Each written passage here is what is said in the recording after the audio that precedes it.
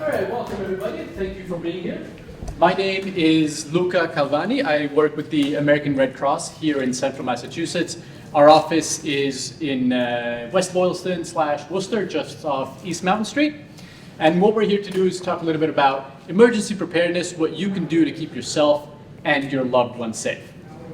And the reason we do that for you is, first question, how many people live in Shrewsbury? I don't mean how many of you. What's the population of Shrewsbury, do you think? Is it close to 40,000? The closest, whoever gets closest gets a free stress ball. 39,800. 39,800?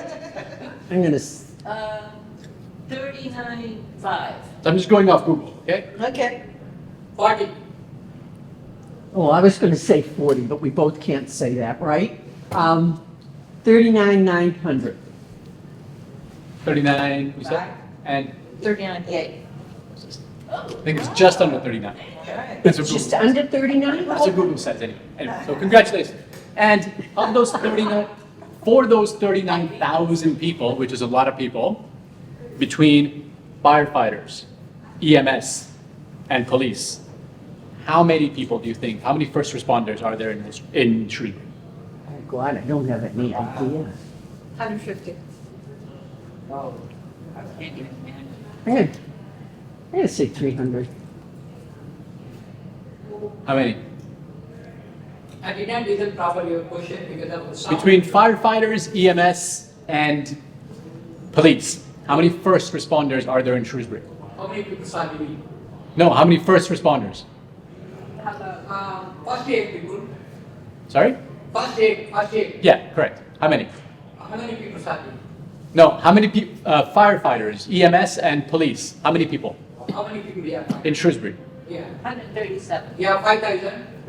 I can't give her another ball, but yes. 5,000. It's just over 100. Just over 100. So what's 40,000 people, or just under 39,000 people, divided by 100 first responders? 400 people for each first responder. Yeah? Do you think we need more? What, you want to pay more taxes? Well, that's the reason why the Red Cross gets involved, right? That's one of the reasons that the Red Cross acts as a partner for first responders, right? So essentially, but we want you to be your own first responder.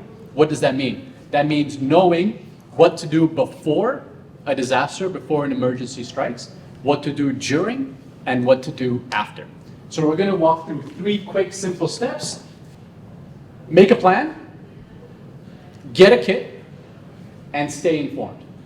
So plan ahead, and we're going to look at what that means. Get a kit. So kit out your house for what you need before, during, and after an emergency, and then finally stay informed. Now, what are the most likely disasters, emergencies, hazards within Shrewsbury? What do you think? Fire. Fire? Flooding. Flooding? It's a fire. Wind. Windstorms? Winter storms? Yeah. Essentially, the Red Cross is finding out more and more that natural disasters are much more common than they were before, and they are much more severe than they were before. So at any time, any one of these can happen, right? Of course, we don't live close to volcanoes, all right? So you can sort of ignore that. But aside from that, any one of these, that's a lot of hazard. That's a lot of emergencies to worry about, right? So we want to start thinking about how these things are going to happen, how they're going to affect us, and how we can prepare beforehand. We talked a little bit before about being your own first responder, right? Don't be that person who has to wait for first responders to come to you. You want to be the one person, not the one person, you want to be someone who has prepared for themselves, for their household, their neighbors, and any of your loved ones, your pets also, right?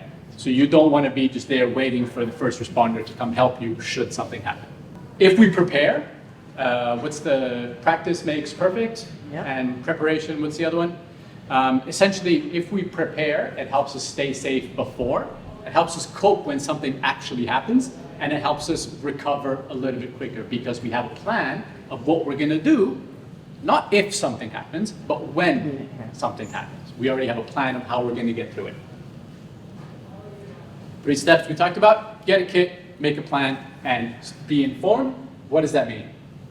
what would you put in a household kit? Do any of you have household kits in your home? Okay, what do you have inside it?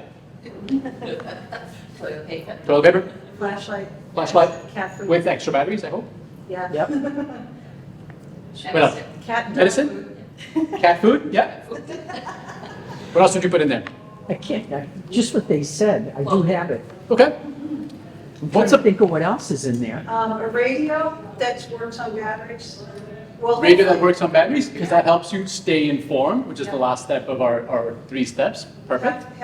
Make sure that your cell phone is fully charged. Correct. Or you have, you can pack those battery packs, Oh, yeah. right? One of those, make sure it's always fully charged. Charge it once every couple of months or so, just leave it in the go bag. But essentially, we want to look at 2 different things. Water. One is a household kit, and one is a go bag, and they serve different purposes. What's the purpose of the go bag? To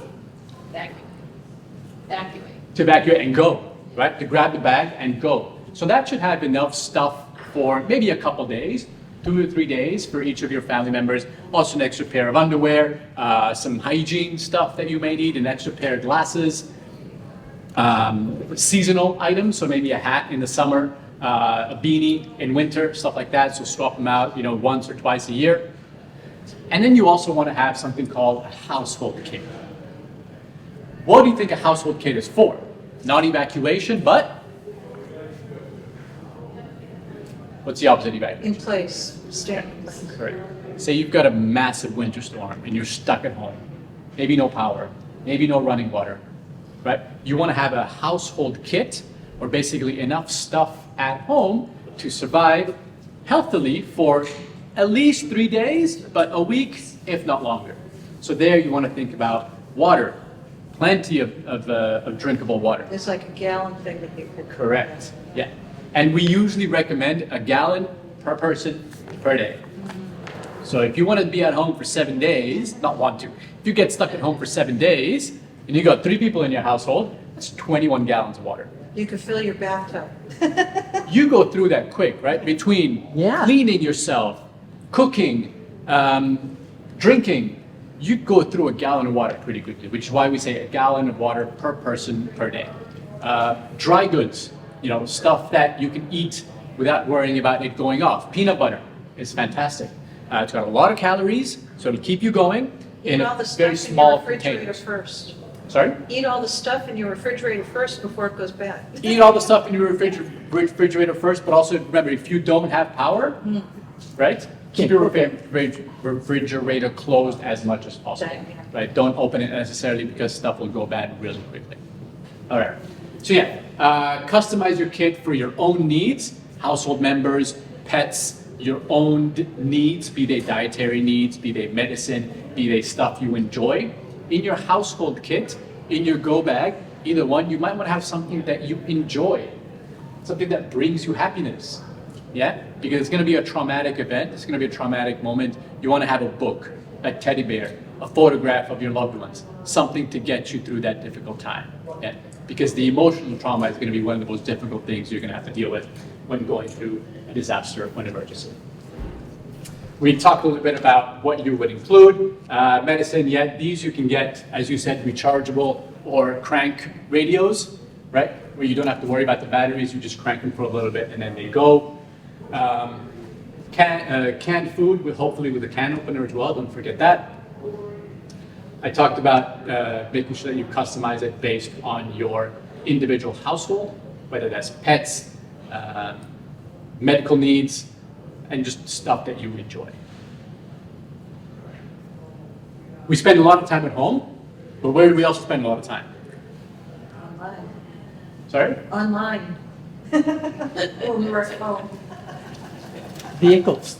Yeah. So again, maybe a smaller kit, a small bag, maybe something like that size, in the trunk of your car, with an extra battery, an extra flashlight with some batteries, some water, maybe a small blanket in case you get stuck in the car in the cold, in a snowstorm and you can't move, your car's going to get cold, you don't want to keep the gas running, things like that. Yeah, flares, jumper cables, and we talked about seasonal supplies.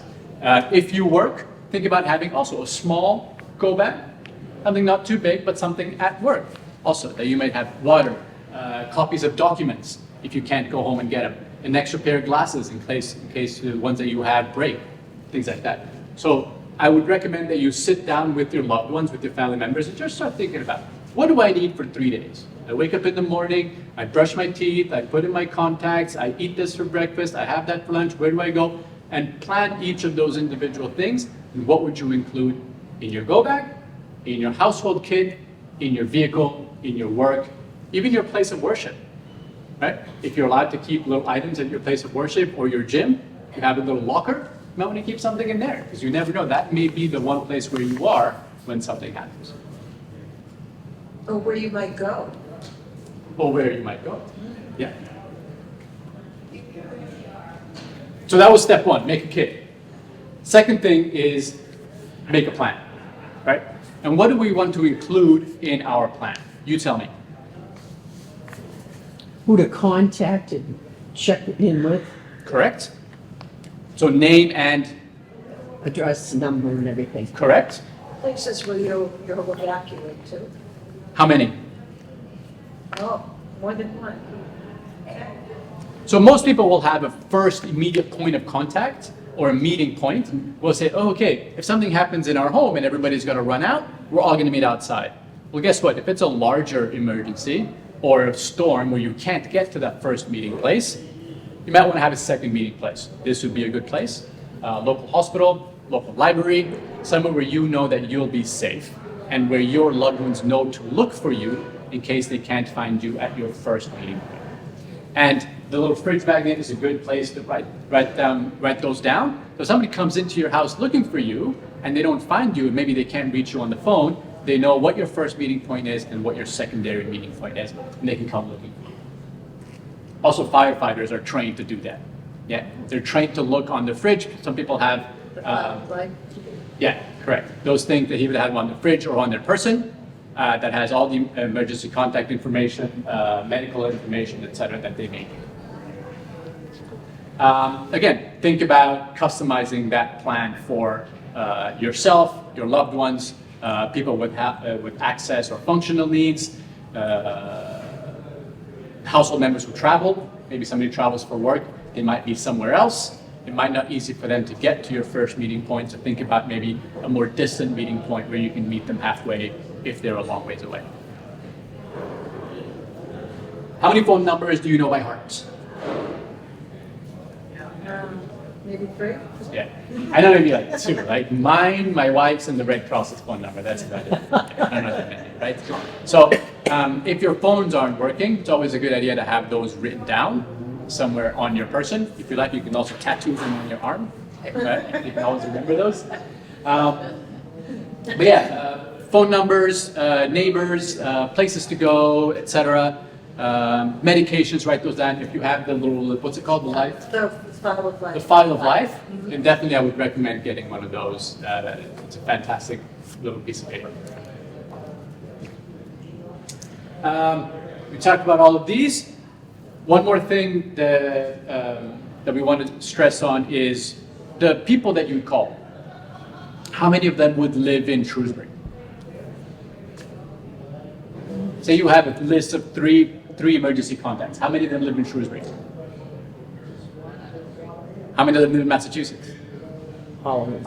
Okay, right. So it's a good idea to have maybe an out-of-state contact, right? Because, so for example, if you've ever been to Times Square, or you've ever tried to make a phone call on New Year's Eve, or on Christmas Day, or on 4th of July, sometimes the lines get jammed, but it's usually the local lines that gets jammed. If you try to make an out-of-state call, it's easier to make that call and to make a lot of calls within that small space, especially if the communications networks are down or not working the way they should. All right? If I- Making that call. Sorry? Why are you making that call? I'd say. Because if I can't reach her and she's in the next town over, I can reach somebody in Ohio. That person A can. family member? Or- Sure, yeah. Oh. Say I'm here and she's in the Cape, Oh. right? And there's a large winter storm, flooding, power lines are down, communication are down. I can make a phone call to Ohio, and that person in Ohio can call. It's always Oh, a I good idea. see, it's okay, to Yeah. that person. to Because it's say, these local lines that are jammed that are not Okay, working. okay. The longer distance lines will be working. So a good idea to have an out-of-state point of contact, somebody who can triangulate between the two of you. Well, that's a good point. I was thinking, how did someone out of state get here to help you? But it's to contact someone. Correct, yeah. So Absolutely. that's a good point. And you may not have access to a radio. You may not have access to know what's going on around you, right? What is going on in disaster? Somebody who actually lives in Ohio, for example, or in Florida, might be watching the news and they can update you on what's going on. And practice your plan. Once a year, twice a year, whenever you test your smoke alarms, practice your plan. Sit down with your family members, 5-10 minutes. You've seen the Prepare or Ready.gov commercials. Sit down with your family members, your loved ones, talk about the plan, and as soon as you're done, you can go back to not talking. All right? As long as everybody knows what the plan is. Once or twice a year. It doesn't have to be like a drill, just as long as you know what it is. Practice the plan. This is basically very similar to the File of Life. It's a much smaller version. You can get this off the Red Cross website. You can make it yourself. It's basically just an emergency contact number. And the Safe and Well is a Red Cross app or a Red Cross website, depending on whether you want to download the Red Cross app or use it through the website, where you can mark yourself safe. People do that on Facebook nowadays, yeah? They mark themselves safe during a disaster. You can also do that on the Red Cross app, and somebody can go in and see whether you've marked yourself safe, so they don't have to worry about it. Stay informed. You can do that through radio, authorities, follow them on social media. Also, you can use the, never mind. There's something called the Red Cross Emergency app, all right? And that keeps you updated of all local disasters, hazards, and emergencies. So we've made a kit, we've got a kit, we've made a plan, we keep ourselves informed during and after a disaster. What's the last thing we need to worry about after a disaster or an emergency? Cleaning up. Cleaning back. up? Yeah, getting back. Getting back, getting better, restoring your life the way it was before, both physically and emotionally, right? So when you go back, you want to think about, of course, your emotional reaction to the stressful situation that you've just been through. We've heard stories of survivors of Sandy Hook who many years later they still can't deal with the disaster. 800 Red Cross is a great resource if you just want somebody to talk to. All right, we have licensed mental health counselors available 24 hours a day in case you just want to talk to someone about what's going on. Your mental health is incredibly important. Disasters and emergencies are very stressful situations. If you're dealing with children, part of the preparing, so making the kit, getting a kit, making a plan, is part of keeping kids prepared. Because if they drill it, they practice it, when it actually happens, it feels like, oh yeah, I've done this before, I know what I'm doing. It takes a lot of the stress out of the situation because they've been through it before. I don't want to say it's a game, right? Because it's a really serious situation most of the time, but you do treat it as, hey, this is something that you've done before. Let's just go back to the routine, as if you were playing a game or doing their chores, whatever they're more accustomed to doing. They don't have to think twice, they'll They just... don't have to think twice, and they feel more confident when they're actually facing that sort of situation. I mentioned the Red Cross apps, which you can download off the App Store or Google Play, the Red Cross website, and of course the File of Life or emergency contact cards, which you can take. So, we talked a little bit about what disasters can happen in our area. We are going to have a disaster plan, and we're going to practice it and talk about it with our loved ones and our family members. We hopefully are going to get a disaster preparedness kit and a go bag for our home, for evacuation, for our car, etc. And finally, we want to make sure that somebody is trained in CPR and first aid. And that goes back to the very first thing that we talked about, is being your own first responder, right? You want someone close to you to be trained in CPR and first aid, so if something happens, they can be your first responder, you can be their first responder, as opposed to having to wait those 2 to 3 minutes. Firefighters or EMS will get there quickly, but those 2 to 3 minutes make a big difference. And again, the Red Cross lists free hands-only CPR training.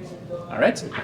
We do those in schools, we do them in senior centers, rec centers, we do them in companies, we do them at the Red Cross, we do them at the State House, we do them at elected officials, etc. If you want the full CPR first aid training course, that's an actual certification. That is actually a paid course that you can find on the Red Cross website. Download the Red Cross Emergency app. And the last thing I want to talk about is if you or any of your loved ones don't have smoke alarms in your home, the Red Cross installs free smoke alarms for anybody who needs them. We do smoke alarms, carbon monoxide detectors, strobes, so strobe lights, and bed shakers for anybody who's hard of hearing.